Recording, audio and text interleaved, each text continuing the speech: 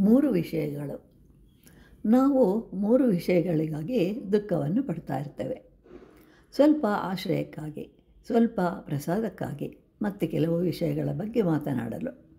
ಆದರೆ ಅಕ್ಕ ಮಹಾದೇವಿ ಬಹಳ ಚೆನ್ನಾಗಿ ಹೇಳ್ತಾಳೆ, ಹಸಿವಾದೊಡೆ ಭಿಕ್ಷಾನ್ನಗಳುಂಟು. ಹಸಿವು ಉಂಟಾದಾಗ ಯಾರಾದರೂ ಮನೆಗೆ ಹೋಗಿ ಭಿಕ್ಷೆ ಬೇಡಿದರೆ ಕೊಡುವರು. ಇದರಿಂದ ಹಸಿವನ್ನು ನೀಗಿಸಿಕೊಳ್ಳಬಹುದು. ಒಂದೆರಡು ಮಾತುಗಳನ್ನಾಡಲು ಹೋದಾಗ ಅವರು ಮಾತನಾಡಿದರೆ ಮಾತನಾಡುತ್ತೇನೆ, ಇಲ್ಲವಾದರೆ ಚನ್ನಮಲ್ಲಿಕಾರ್ಜುನನೊಂದಿಗೆ ಮಾತನಾಡ್ತಾ ಇರ್ತೇನೆ ಅಂತ ಹೇಳ್ತಾಳೆ.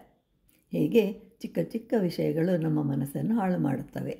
ಆಗ ಇದರಿಂದ ಬಿಡಿಸಿಕೊಳ್ಳುವುದು ಹೇಗೆ? ಹಿಂದಿನ ವಿಷಯಗಳನ್ನು ಸ್ಮರಿಸುತ್ತಾ ನಮ್ಮ ದುಃಖಗಳನ್ನು ನಾವೇ ಹೆಚ್ಚು ಮಾಡಿಕೊಳ್ಳುತ್ತೇವೆ. ಅಕ್ಕ ಮಹಾದೇವಿ ಹೇಳ್ತಾಳೆ, ನಾನು ಪರಮಸುಖಿ ಅಂತ. ಅವಳ ಬಳಿ ಏನೂ ಇರಲಿಲ್ಲ. ನಮ್ಮ ಬಳಿಯಲ್ಲಿ ಎಲ್ಲವೂ ಇದೆ, ಆದರೆ ಸುಖಿಯಲ್ಲ. ಏಕೆ ಅಂತಂದರೆ ತನಗೆ ಬಂದ ಪಟ್ಟದರ್ಸಿಯ ಸ್ಥಾನವನ್ನು ತ್ಯಾಗ ಮಾಡಿದಳು. ಬಾಯಾರಿಕೆಯಾದರೆ ನದಿಗಳಿವೆ, ಮಲಗಲು ದೇಗುಲಗಳಿವೆ. ಹೀಗೆ ಅನುಭವಗಳ ಮಾತುಗಳು ನಮಗೆ ಜ್ಞಾನದ ಬೆಳಕನ್ನು ತೋರಿಸುತ್ತೆ. ನಮಗೆ ಏಕೆ ದುಃಖ ಅಂತಂದರೆ, ಯಾವುದು ನನ್ನ ಬಳಿ ಇಲ್ಲವೋ ಅದನ್ನು ಸ್ಮರಿಸುತ್ತೇನೆ. ಇರುವುದನ್ನು ನೋಡಿ ಸಂತೋಷ ಪಡುವುದಿಲ್ಲ. ಒಂದು ಮರದ ಮೇಲೆ ಕಾಗೆ ಒಂದು ಕುಳಿತುಕೊಂಡಿರುತ್ತೆ.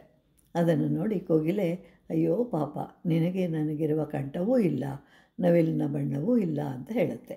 ಆಗ ಕಾಗೆ ಹೇಳುತ್ತೆ, ನನಗೆ ನಿನ್ನ ಕಂಠವನ್ನು ಆಸ್ವಾದಿಸುವ ಮನಸ್ಸಿದೆ, ನವಿಲಿನ ಬಣ್ಣ ಇವುಗಳನ್ನು ನೋಡಿ ಸಂತೋಷದಿಂದ ಇರುವ ಗುಣ ನಮಗಿದೆ ಅಂತ ಹೇಳುತ್ತೆ.